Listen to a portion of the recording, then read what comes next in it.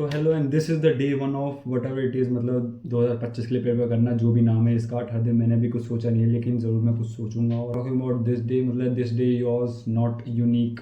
जैसा कि मैंने कल सोचा था, मैंने बोला था कि मैं ये कर दूंगा वो कर दूंगा, लाइक वही होता है ना, आपकी एक्सपेक्टेशंस यहाँ होती है फिर रियलिटी कहीं नीचे होती है। तो वही आज के साथ हुआ, जिसका बहुत बड़ा मेन रीज़न था, मेरे को बहुत बुरा फीवर हो गया, जिसकी वजह से मैं लेट उठा, लाइब्रेरी लेट गया, वहाँ पर क्लासेस लेने में भी काफ़ी दिक्कत हो रही थी, मतलब हेडेक इतना हो रहा था और पूरी नोज़ रेड हो रही है मेरी अभी भी। और अभी भी 12:40 हो रहे हैं लगभग, और मेरे को आज जल्दी सोना है, लाइक मैं 1 बजे सो जाऊंगा, वही काफ़ी अच्छा होगा मेरे लिए। तो जल्दी उठना है तो उसके लिए मुझे जल्दी सोना पड़ेगा। तो कल से मेरा यही मेन गोल रहेगा कि मेरे को एटलीस्ट अपनी स्लीप साइकिल ठीक करनी है। अगर मैं 3 बजे सोऊंगा तो कोई चांस ही नहीं है कि मैं टाइम पर उठ जाऊंगा कल। तो कल से the main goal is this. And talking about studies की, मैंने आज पढ़ा क्या क्या, लाइक मैं लाइब्रेरी गया, वहाँ पर मैंने अपनी क्लासेस ली और नोट्स वोट्स बनाए, वो सब तो ठीक है, मतलब पूरा हेडेक वेडेक हो रहा था, लेकिन तब भी मैंने कर लिया।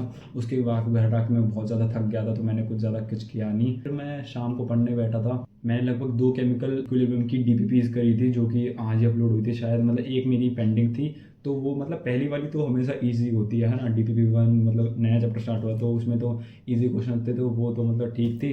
उसमें 1-2 मेरे गलत हुए थे, तो वो तो उसमें तो मज़ा आ रहा था करने में। दूसरे वाले में तो मेरे अच्छे वाले लग गए करी। जब PHVH निकालना आया अच्छी तरह, तब जाके मेरे को पता लगा यार मैंने ये नहीं पढ़ा था पिछले साल। अब मैं पढ़ रहा हूँ तो मेरे को लगा ये भी था इसमें, ये भी था।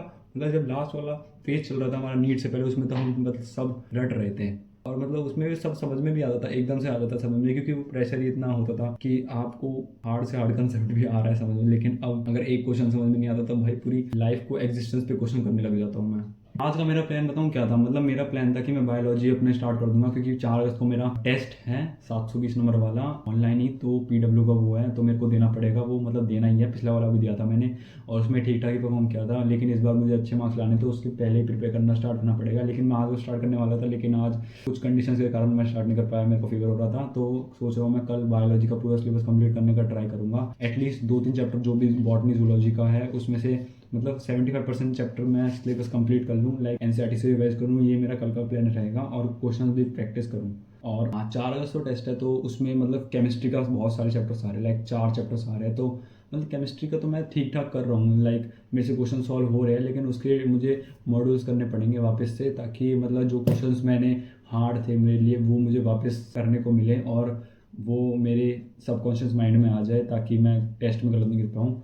और केमिस्ट्री में मतलब यूनिट एंड मेजरमेंट करना पड़ेगा वापस से, मतलब बहुत दिनों पहले किया था तो मैं भूल गया, तो फिर से वो करना पड़ेगा। और straight motion in straight line तो जब भी चल ही रहा है, तो वो भी आ रहा है, वो स्टार्टिंग से करना पड़ेगा। तो लगभग मेरे पास 4 दिन है, तो 4 दिन में ये लग तो रहा है हो तो जाएगा। लेट्स सी होता है कि नहीं। तो इन टोटल मैंने सिर्फ आज सेल्फ स्टडी के नाम पे सिर्फ 2 DPP सॉल्व करी केमिस्ट्री की, और वो भी मतलब 20-30 क्वेश्चन थे, तो मतलब 50 क्वेश्चन मैंने सॉल्व करे सिर्फ, जो कि काफ़ी कम है एज अ ड्रॉपर, क्योंकि एज अ ड्रॉपर मेरे को सिर्फ क्वेश्चन से सॉल्व करने हैं, मेरे को थ्योरी का कोई चक्कर नहीं है, बस मेरे को कल अपना बेटर बनाना पड़ेगा। ये मेरा कल का गोल है, और I will sure do my best.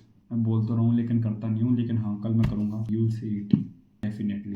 एक टारगेट रख लेते हैं, लाइक 4 को जो टेस्ट है 650 प्लस मैं लाऊं, क्योंकि पिछली बार, और रैंक भी मेरे को अच्छी लानी है, क्योंकि मार्क्स से कुछ नहीं होता है। इस बार पता ही लग गया ना कि मार्क्स जिनके ज़्यादा भी आ रहे हैं, लेकिन रैंक पे सब कुछ डिसाइड होता है। तो मेरे को टॉप रैंक्स में आना पड़ेगा, तभी जाके कुछ फ़ायदा होगा, वरना तो लटकता रह जाऊंगा मैं, जैसे इस साल रहा था। So this was it. ये रहा मेरा स्क्रीन टाइम, देख सकते हो आप, it's pretty bad I know, लेकिन कल मैं इंप्रूव करूँगा। बाय।